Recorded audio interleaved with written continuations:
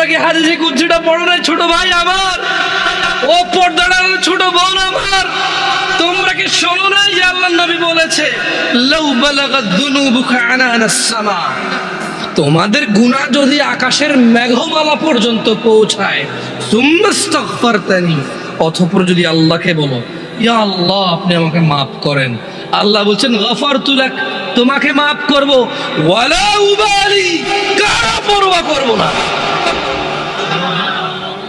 গুনাহ কোথায় পৌঁছাবে? আকাশের মেঘমালা কোথায়? তারপরে ক্ষমা চাইলে কে ক্ষমা করবে? কারো পরোয়া করবে? দরকার আছে উনি ক্ষমতা রাখে কিনা। খালাস, হাদিসে কুদসি। তোমরা কি সূরা ফুরকান পড়ো না ভাই আমার? ওখানে কি আল্লাহ বলে নাই ইল্লা মান তাব, অতঃপর যে তওবা করবে, ফিরে আসবে, ওয়া আমানা, ঈমান আনবে, ওয়া আমিলা আমালান সালিহা, ঈমান আনার পর কিছু ভালো কাজ কর্ম করবে, ফাউলাইকা ইউবাদদিলুল্লাহু সাইয়্যাতিহিম হাসানাত, আল্লাহ সমস্ত গুনাহকে নেকিতে পরিবর্তন করে দেবে। তোমার গুনাহগুলোকে আল্লাহ নেকিতে করার সক্ষমতা রাখে কিনা? ওনাকে এটাতে বাধা দেওয়ার কেউ ক্ষমতা রাখে? কেউ প্রশ্ন করার ক্ষমতা রাখে? তোমার গুনাহ হচ্ছে এটা, আল্লাহ বলছে যে তোমার গুনাহ যাই হোক যত হোক, মাপ চাও, ঈমান আনো, ভালো কাজ করো, গুনাহকে কি করবে? নেকি করবে। গুনাহকে কি করবে? অন্যদিকে আল্লাহ বলছে যে গুনাহ যদি কোথায় লাগে? আকাশের মেঘমালা কোথায়? মাপ কার কাছে চাইলে উনি কি করবে? কারো পরোয়া করবে বলছে? আরবিটা শেখো, বলো ওয়ালা উবালি, বলো ওয়ালা উবালি, কারো পরোয়া করব না, এটা আল্লাহ বলছে। আল্লাহ বলছে যে বলো সুম্মাস্তাগফারতানি, যদি আল্লাহর কাছে ক্ষমা চাও, বলো যদি আল্লাহর কাছে ক্ষমা চাও, বলো গফারতু লাক, আল্লাহ বলছে ক্ষমা করব,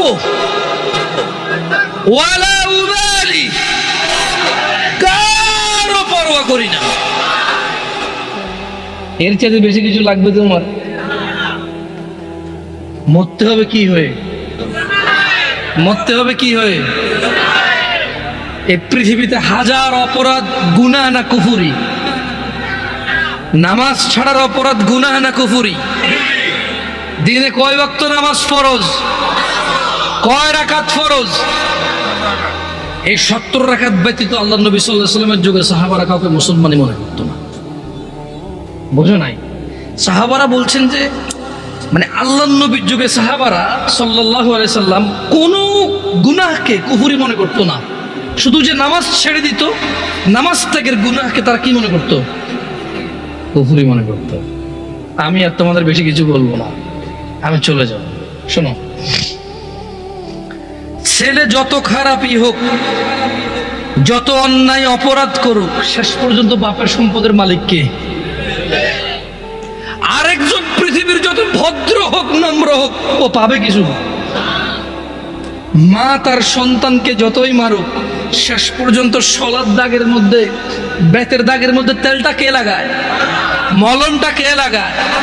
চুলগুলো কে আশ্রয় দেয়? জামা কাপড়গুলো কে ধুয়ে দেয়? মা ধুয়ে দেয়। জ্বর হলে মাথায় জলপট্টি কে দেয়? মা দেয়। আবার এই মাই কিন্তু এক একবার খেপে গেলে শলার মুঠা ভেঙে ফেলে পিটতে পিটতে, করে কিনা? আস্থা রাখো ভাই আমার, কোরআন সুন্নাহর মধ্যে আস্থা রাখো। আমরা যদি আল্লাহর বান্দা হই, কার বান্দা? আমরা কার বান্দা হব? তোমাকে আমি বলি, শুনো, আমি শেষ আমার বস। আমরা যদি আল্লাহর বান্দা হয়ে মরতে পারি, এরপরে আমরা যখন আল্লাহর সামনে যাব বিচারের মাঠে, কোরআন সুন্নাহ অনুযায়ী, তোমাকে আবার বলতেছি, তুমি যদি কোরআন পড়ো, হাদিস পড়ো, তুমি এগুলা দেখবে, এভাবে জিনিসটা বুঝতে পারবো। তুমি যখন আমরা মরবো, হিসাবের টাইম আসবে, আল্লাহর সামনে যখন আমরা উপস্থিত হব, যখন আমরা কুফরি করব না, শিরিক করব না, যখন আমরা কি করব না, কুফরি করব না, শিরিক করব না, আল্লাহর সামনে গেলে আমাদের অনেক অনেক গুনাহ যদি থাকে, এটা আল্লাহর ক্ষমতা। আল্লাহ আমাদেরকে শাস্তি দিবে অথবা ক্ষমা করবে, আল্লাহ আমাদের শাস্তি দিবে অথবা ক্ষমা করবে। এটা কার ইখতিয়ার? সিদ্ধান্ত কার? ধরে নাও আল্লাহ আমাদেরকে ক্ষমা করে দিয়েছে, তাহলে আল্লাহ আমাদেরকে জান্নাত দিল। কি দিল? ওকে। ধরে নাও আল্লাহ আমাদেরকে ক্ষমা করে নাই, তাহলে আল্লাহ আমাদেরকে শাস্তি দিবে। কি দিবে? কিন্তু ওই যে আমরা মুমিন মুসলমান, এই শাস্তি চিরস্থায়ী হবে না। কি হবে না? কি হবে না?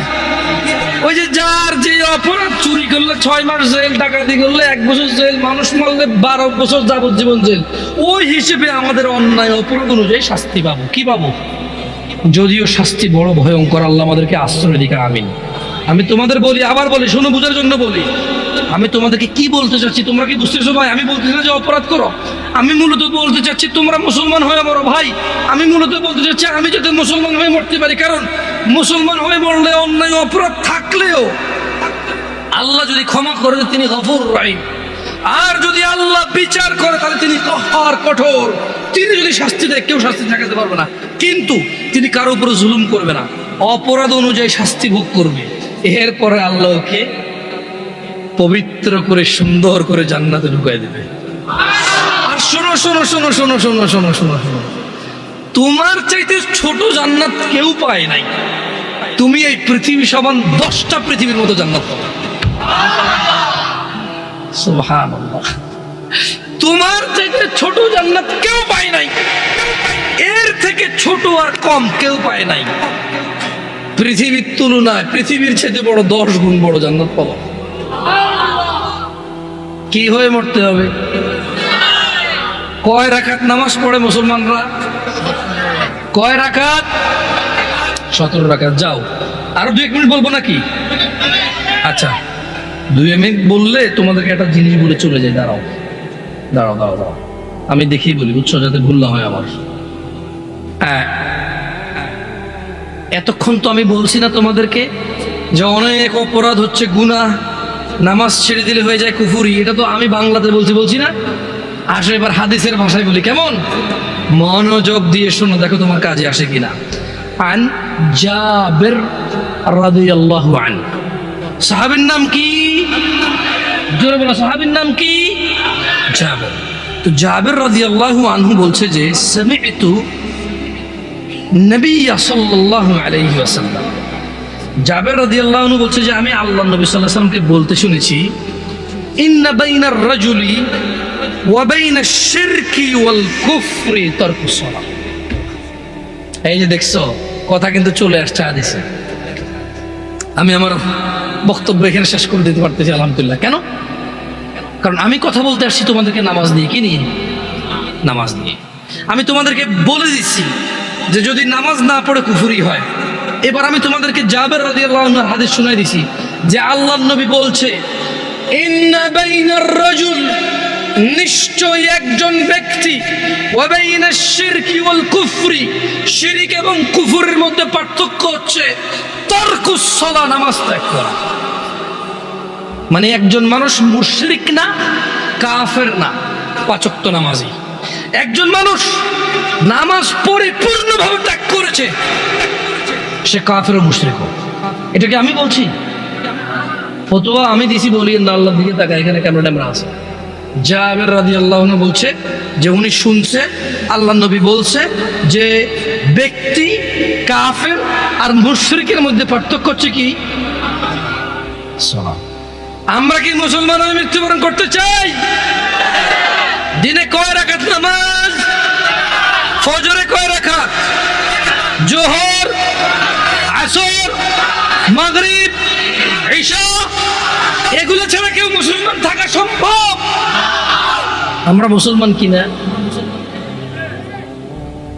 আকুলু কওলি হাযা ওয়াস্তাগফিরুল্লাহ লি ওয়া লিসাইরিল মুমিনিন ফাস্তাগফিরুহু ইন্নাহু হুয়াল গফুরুর রহিম। আমি আল্লাহর কাছে ক্ষমা চাই আমার নিজের জন্য এবং আপনাদের জন্য। আল্লাহ তাআলা আমার পিছনের যত নামাজ ত্যাগ করেছি তা ক্ষমা করে দিন। আমি আমার পিছনের সমস্ত গুনাহকে আল্লাহর নেকিতে পরিবর্তন করে দিন। ছোট ভাই আমার, বোন আমার, প্রতিজ্ঞা করো, বাপ মরবে, মা মরবে, ভূমিকম্প হবে, সিডর হবে, এই পৃথিবী লন্ড ভন্ড হয়ে যাবে। বেঁচে আছি মানে ফজরের 2 পড়তেই হবে। বেঁচে আছি মানে জোহর আসর মাগরিব ইশা পড়তেই হবে। একটু আগে সিগারেট খেয়েছি, একটু পরে আজান হয়েছে, নামাজ পড়তে হবে। একটু আগে পর্নোগ্রাফি উলঙ্গ সিনেমা দেখেছি, একটু পরে আজান হয়েছে, নামাজ পড়তেই হবে।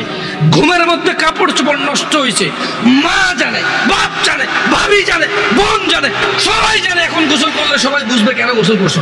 সবাই বুঝলে বুঝুক, না বুঝলে নাই। আরে বুঝলেই কি না বুঝলেই কি, আমার কাপড় নষ্ট হয়েছে, গোসল আমার ফরজ হয়েছে, আমি গোসল করবো, নামাজ পড়বো। রাতে আমার ঘুম আসে নাই, বন্ধু বান্ধবের পাল্লায় পড়ে সারা রাত বসে বসে উলঙ্গ ছবি দেখেছি, যা অত্যন্ত ঘৃণিত এবং যা আমার জীবনকে তছনছ করে দেবে, যা আমার জীবনের বরকত নষ্ট করে দেবে, যা আমাকে লাঞ্ছিত অপমানিত করবে, এমন অপরাধে লিপ্ত ছিলাম। কারণ এই জানাবে বিচার যে করবে, যে জানার সাথে জড়িত, সে অপদস্থ হবেই হবে। আপনি আখিরাতে তো তার আছেই। এই একটাই অপরাধ জানাবে বিচার, একটাই অপরাধ অশ্লীলতা, যেটা শাস্তি আল্লাহ দুনিয়াতে দিয়ে দেয়। কোথায় দেয়? আখিরাতে তো আছেই। সারা রাত উলঙ্গ ছবি দেখেছো, দেখে নিজের জামা কাপড় নষ্ট করেছো, অপবিত্র করেছো নিজেকে, অসুবিধা নাই। গুনাহ যা হওয়ার হয়ে গেছে, গুনাহ নিয়ে পড়ে থাকলে চলবে না। গুনাহ যা হওয়ার হয়ে গেছে, গুনাহ নিয়ে পড়ে থাকলে চলবে না। যাও গোসল করো, ফজরে আযান হয়েছে, সালাতে যাও, 2 রাকাত সুন্নত পড়ে আল্লাহর কাছে ক্ষমা চাও, 2 রাকাত ফরজ পড়ে আল্লাহর কাছে ক্ষমা চাও। আর দেখবা না, প্রতিজ্ঞা করো। আবার দেখে ফেলেছো, অসুবিধা নাই, জোহরে আযান হয়েছে, যাও মসজিদে যাও, গোসল করো, 2 রাকাত নামাজ পড়ো, আল্লাহর কাছে ক্ষমা চাও, প্রতিজ্ঞা করো, আর দেখবা না। আবার দেখে ফেলেছো, অসুবিধা নাই, পরের ওয়াক্ত আযান হয়েছে, যাও মসজিদে যাও। কারণ মনে রাখবা, সকল অপরাধ গুনাহ, নামাজ যদি ছুটে যায় কুফরিয়া শিরকি হয়ে যাবে, ছাড়া যাবে না নামাজ। আমি কি বুঝাইতে পেরেছি? তোমরা কি, আমি যে জন্য আসছি, আমি কি তোমাদেরকে কোনো মেসেজ দিতে পারছি? পারছি তো? তাহলে এবার আমি বিদায় নিই। জাযাকুমুল্লাহ খায়র ওয়া আহসানাল জাযা। ওয়াসসালামু আলাইকুম ওয়া রাহমাতুল্লাহি ওয়া বারাকাতুহু।